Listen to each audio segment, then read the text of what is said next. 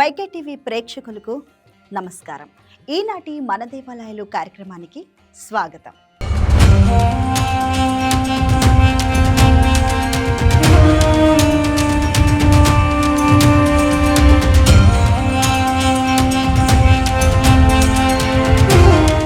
ఆధ్యాత్మిక భారతదేశంలో ప్రతి క్షేత్రానికి ఓ ప్రత్యేక చరిత్ర, ప్రతి ఆలయానికి ఓ అద్భుతమైన ఆధ్యాత్మిక విశిష్టత. పవిత్ర గోదావరి తీరాన కొలువైన పెనుకొండ క్షేత్రం భక్తి, చరిత్ర, ఆధ్యాత్మికతల సంగమంగా విరాజిల్లుతుంది.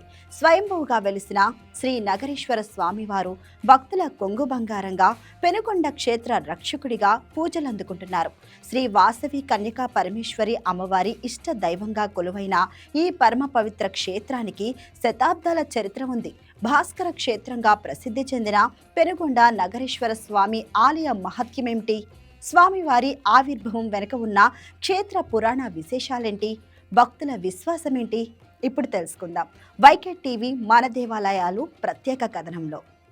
చరిత్రకు సాక్ష్యంగా నిలిచిన పెనుకొండ క్షేత్రం ఆధ్యాత్మిక వైభవానికి ప్రతీకగా వెలుగొందుతోంది. పూర్వం ఈ ప్రాంతాన్ని భాస్కర క్షేత్రంగా పిలిచేవారని క్షేత్ర చరిత్ర చెబుతోంది. భాస్కరుడైన సూర్య భగవానుడు ఈ పవిత్ర ప్రదేశంలో తపస్సు చేసి పరమశివుడిని ఆరాధించాడని ప్రతీతి. అందుకే ఈ ప్రాంతం భాస్కర క్షేత్రంగా ప్రసిద్ధి చెందిందని భక్తుల విశ్వాసం.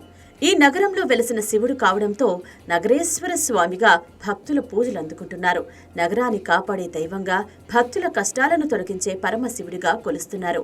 ఈ క్షేత్ర మహత్యంలో మరో విశిష్టత అధ్యాయం శ్రీ వాసవి కన్యకా పరమేశ్వరి అమ్మవారితో ముడిపడి ఉంది. అమ్మవారు స్వయంగా పూజించిన ఇష్టదైవం నాగరేశ్వర స్వామివారని క్షేత్ర పురాణాలు చెబుతున్నాయి.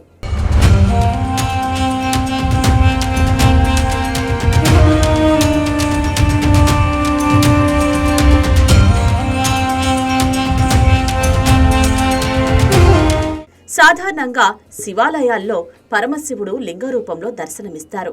కానీ పెనుకొండ నగరేశ్వర స్వామి క్షేత్రంలో స్వామివారు స్వయంభూ లింగ రూపంలో భక్తులకు దర్శనమిస్తున్నారు. శ్రీ భూదేవి నీలాదేవి సమేతంగా కొలువైయున్న స్వామివారిని దర్శించుకునేందుకు నిత్యం భక్తులు తరలివస్తుంటారు. ఈ క్షేత్రానికి సంబంధించి మరో విశేషమైన ఆధ్యాత్మిక సాంప్రదాయం కూడా ఉంది. జగద్గురు శ్రీ ఆదిశంకరాచార్యులు ఈ క్షేత్రాన్ని సందర్శించి శ్రీచక్ర ప్రతిష్టను చేసినట్లు క్షేత్ర చరిత్రలో పేర్కొంటారు. అందుకే ఈ ఆలయంలో అడుగుపెట్టగానే భక్తులకు ఒక ప్రత్యేకమైన ప్రశాంతత, అనుభూతి కలుగుతుందని చెబుతారు. శివనామ స్మరణతో ఆలయ ప్రాంగణం నిత్యం ఆధ్యాత్మిక శోభతో నిండిపోతుంది. వాసవి పెనుకొండలోని శ్రీ నగరేశ్వర మహిషాసురమర్దిని వాసవి కన్యకా పరమేశ్వరి అమ్మవారి దేవస్థానంలో కొలువై ఉన్న శ్రీ నగరేశ్వర స్వామి, శ్రీ మహిషాసురమర్దిని అమ్మవార్లు సుమారుగా 4000 సంవత్సరముల పైబడి ఆలయంలో కొలువై ఉన్నారు. ఆ తర్వాత 2600 సంవత్సరాల క్రితం శ్రీ వాసవి కన్యకా పరమేశ్వరి అమ్మవారు స్వామివారికి కుడి ప్రక్కగా స్వయంభూగా వెలిసి ఉన్నారు. ఈ ఆలయంలో స్వామివారి నగరేశ్వర స్వామివారు స్వయంభూగా వెలిసినటువంటి శివలింగం, బ్రహ్మసూత్రం కలిగినటువంటి శివలింగం ఇది. ఈ శివలింగానికి అత్యంత మహిమగల శివలింగానికి పూజలు చేయడం వల్ల భక్తుల కోరికలన్నీ కూడా శీఘ్రంగా నెరవేరుతాయి. అధిక సంఖ్యలో స్వామివారిని బ్రహ్మసూత్రం కలిగినటువంటి ఈ శివలింగాన్ని చూడడానికి అధిక సంఖ్యలో భక్తులు వస్తూ ఉంటారు. అలాగే ఈ స్వామివారికి పెట్టిన గంధము బొట్టు, ఈరోజు మధ్యాహ్నం పెట్టిన గంధము బొట్టు రేపు ఉదయం వరకు కూడా పూర్తిగా ఎండకుండా తడితడిగానే ఉంటుంది. ఇది ఈ శివలింగం యొక్క ప్రత్యేకత. అలాగే ఈ వాసవి కన్యకా పరమేశ్వరి అమ్మవారు ఆమె చిన్నతనం నుండి కూడా ఈ ఆలయమునకు వచ్చి ఈ నగరేశ్వర స్వామివారిని, అలాగే స్వామివారికి అడంబ్రక్కగా వెలిసినటువంటి అష్టభుజాలతో వెలిసినటువంటి శ్రీ మహిషాసురమర్దిని అమ్మవార్లను కూడా శ్రీ వాసవి అమ్మవారు పూజలు చేసుకునేవారు. అలాగే ఈ ఆలయంలో జరిగే ప్రత్యేక ఉత్సవాలు మహాశివరాత్రి నాడు శ్రీ నగరేశ్వర స్వామివారికి, మహిషాసురమర్దిని అమ్మవార్లకు సప్తాహ్నికంగా 7 రోజుల పాటు కళ్యాణోత్సవాలు జరుగుతాయి. ఈ ఉత్సవాల్లో భాగంగా మహాశివరాత్రి నాడు ప్రత్యేకంగా స్వామివారికి మధ్యాహ్నం రథోత్సవ కార్యక్రమం జరుగుతుంది. అలాగే మహాశివరాత్రి నాడు రాత్రి లింగోద్భవ కాలంలో స్వామివారికి విశేషంగా రుద్రాభిషేకం జరుగుతుంది.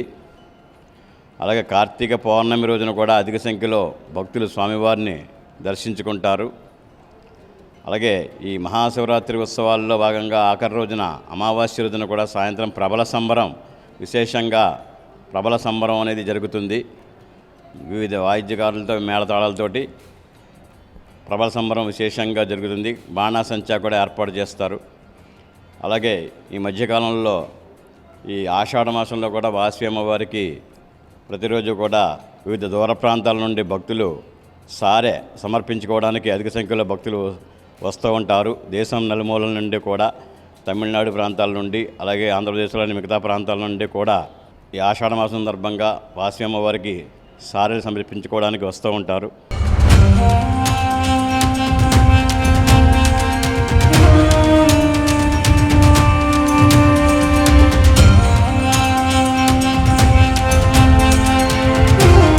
నమ్మకంతో స్వామివారిని కొలిస్తే కష్టాలు తొలగి కోరిన కోరికలు నెరవేరుతాయని భక్తుల విశ్వాసం. బిల్వ పత్రాలతో అర్చన, పాలాభిషేకం, రుద్రాభిషేకం, భస్మాభిషేకాలతో నగరేశ్వర స్వామిని భక్తులు ప్రసన్నం చేసుకుంటారు. ఉద్యోగంలో పురోగతి కావాలన్నా, వ్యాపారంలో విజయం సాధించాలన్నా, కుటుంబంలో శాంతి నెలకొనాలన్నా స్వామివారి సన్నిధిలో మొక్కులు చెల్లిస్తుంటారు. తమ మనస్సులోని కోరికలను స్వామివారికి నివేదించి పాదాల చెంత ముడుపులు కట్టి మొక్కులు తీర్చుకునే భక్తులు ఎందరో.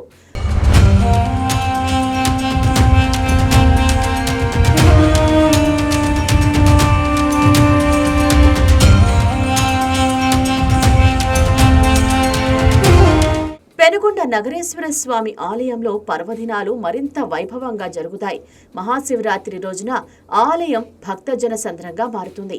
మహాన్యాసపూర్వక ఏకాదశ రుద్రాభిషేకాలు, లింగోద్భవ కాలపూజలు, స్వామివారి కళ్యాణోత్సవం, రథోత్సవం అత్యంత వైభవంగా నిర్వహిస్తారు. శ్రావణ కార్తీక మాసాల్లో వచ్చే సోమవారాలు, కార్తీక దీపోత్సవం రోజుల్లో వేలాది మంది భక్తులు స్వామివారిని దర్శించుకుంటారు. శివనామ స్మరణతో మారుమోగే ఆలయ ప్రాంగణం దీపకాంతులతో దేదీప్యమానంగా వెలిగిపోతుంది. శుక్లాంబరధరం విష్ణుం శశివర్ణం చతుర్భుజం ప్రసన్నవదనం ధ్యాయేత్ సర్వవిఘ్నోపశాంతయే.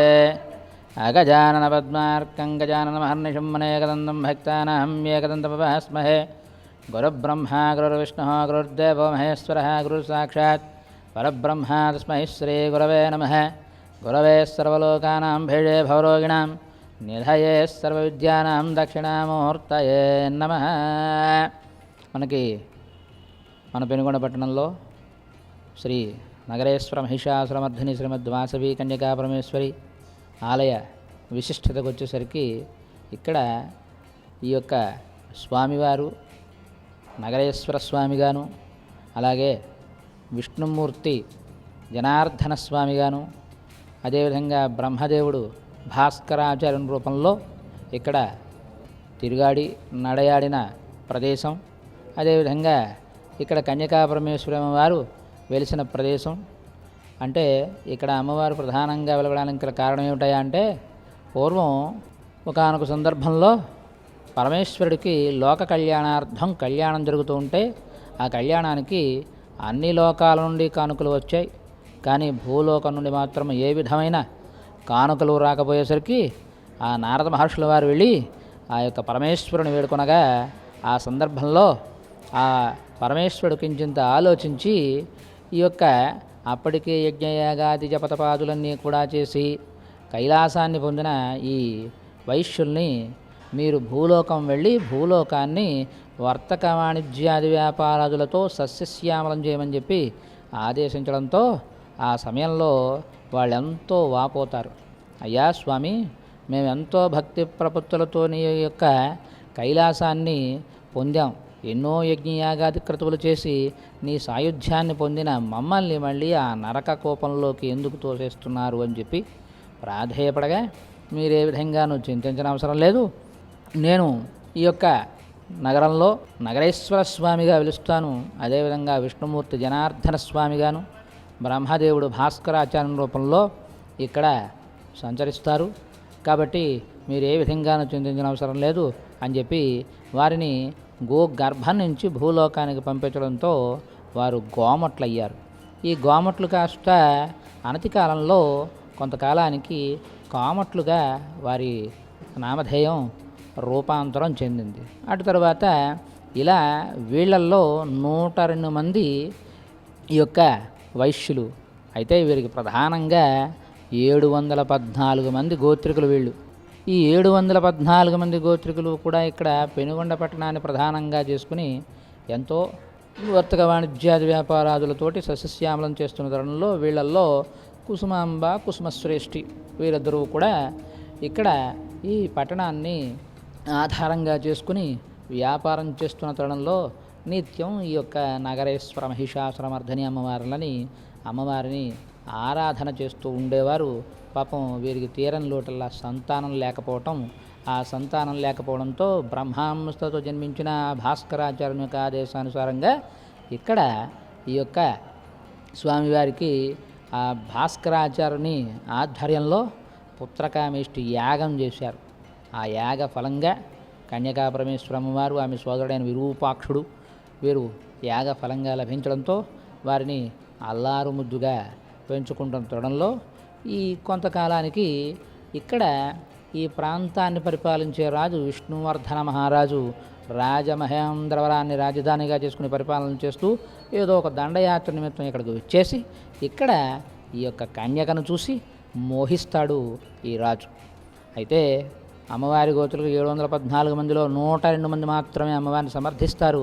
మిగతా వారంతా రాజుకు భయపడి వివాహం చేయమని సలహా ఇవ్వడంతో ఆ సమయంలో ఈ అమ్మవారితో పాటుగా 102 మంది దంపతులు వీరంతా కూడా సత్యాగ్రహం చేసి ఆ యొక్క అగ్ని ప్రవేశం చేస్తానని చెప్పి అమ్మవారు ఆదేశించడంతో వీరంతా కలిసి ఇక్కడ ప్రవహించే నది గోదావరి, ఈ గోదావరి నదీ తీరంలో వీరంతా కలిసి 102 అగ్నిగుండాలు ఏర్పాటు చేసుకుని అక్కడ అగ్ని ప్రవేశం చేసి అలా అమ్మవారు అలా అగ్ని ప్రవేశం చేస్తారన్నమాట.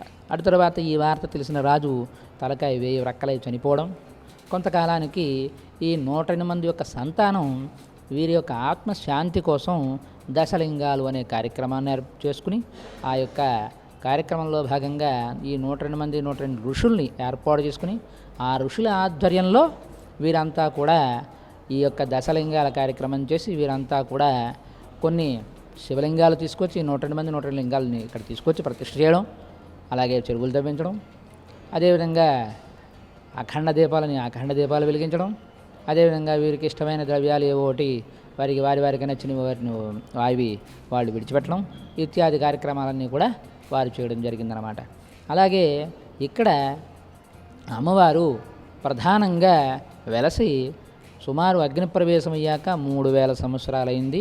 అలాగే స్వామివారు నగరేశ్వర స్వామివారి యొక్క ప్రత్యేకతకు వచ్చేసరికి బ్రహ్మసూత్రలింగం, అదేవిధంగా స్వామికి గంధం ఈరోజు ఉదయం పెట్టిన గ్రంథం మళ్ళా మరుసటి రోజు ఉదయం కూడా తడి ఆరకుండా ఉంటుంది. అది యొక్క స్వామివారి యొక్క మహత్యం. అలాగే అమ్మవారు మహిషాసురమర్ధిని, ఈమె అష్టభుజిని, సింహవాహిని, అదేవిధంగా పాదారవిందాలతో చిరుమందహాసంతో ఏ విధంగానూ కూడా ఉగ్రరూపం కాకుండా శాంతస్వరూపంగా అమ్మవారు భక్తుల్ని అనుగ్రహిస్తూ ఉంటుంది. అలాగే ఈ యొక్క ప్రధానంగా మనకి ఆలయంలోకి ప్రవేశించిన వెంటనే 2 నందులు కనిపిస్తాయి. ఒక నంది ఆకాశ మార్గంలో వెళుతూ ఉండగా భీముడు పిడిగుద్దుకి అక్కడ పక్కనున్న బావిలో పడటం, దాన్ని తీసుకొచ్చి ఇక్కడ ఆలయ ప్రాంగణంలో ఏర్పాటు చేయడం, అదేవిధంగా ఇంకో నంది పూర్వం నుంచి ఉండడం కూడా జరిగింది. అనతి కాలంలో ఆలయాన్ని అభివృద్ధి పదంలో నడుపుతూ ఇక్కడ చుట్టూ ఉపాలయాలను ఏర్పాటు చేయడం, వెంకటేశ్వర స్వామిని, నవగ్రహాలని, వినాయకుడిని, అదేవిధంగా కాలభైరవ ఆలయాలు నిర్మాణం చేయడం, తర్వాత ఈ కొద్ది కాలంలోనే ఇంతకుముందు కాలంలోనే కుంభాభిషేకం కూడా చేయడం జరిగింది. అదేవిధంగా ఆలయాన్ని అనేక విధాలుగా అభివృద్ధి పదంలో నడుపుతూ అలాగే అమ్మవారి యొక్క ఈ స్వామివారి యొక్క దర్శనానికి అనేక రాష్ట్రాల నుంచి, అనేక ప్రాంతాల నుంచి, దేశ విదేశాల నుంచి కూడా భక్తులు ఎంతోమంది వచ్చి దర్శనం చేసుకుని వారు అనేక రకాలైన సేవల్లో పాల్గొని ఈ యొక్క స్వామివార్ల యొక్క ఈ యొక్క తీర్థ ప్రసాదాలన్నింటినీ కూడా తీసుకుంటూ అలా భక్తులు ఎంతోమంది ఆ యొక్క ఆనందోత్సాహాలతో వెళ్ళటం, వారి మనోభీష్టాలన్నీ కూడా నెరవేర్చుకోవటం జరుగుతుందన్నమాట. విశ్వాసం, చరిత్ర, ఆధ్యాత్మిక వైభవం ఇవన్నీ కలగలిపిన పవిత్ర క్షేత్రం పెనుగొండ స్వయంభూ నగరేశ్వర స్వామివారి దివ్య సన్నిధిలో అడుగుపెట్టి భక్తి శ్రద్ధలతో పరమశివుడిని దర్శించుకుంటే మనస్సుకు ప్రశాంతత లభిస్తోందని భక్తుల విశ్వాసం. శివనామ స్మరణతో మారుమోగే ఈ పవిత్ర క్షేత్రం భక్తుల పాలిట కొంగు బంగారమై ఆధ్యాత్మిక వెలుగులు పంచుతూ విరాజిల్లుతోంది. హర హర మహాదేవ, శంభో శంకర. ఇది వాల్టి శ్రీ నగరేశ్వర స్వామివారి దేవాలయం విశిష్టత. మరొక ఎపిసోడ్లో మరొక దేవాలయం గురించి తెలుసుకుందాం. అంతవరకు సెలవు.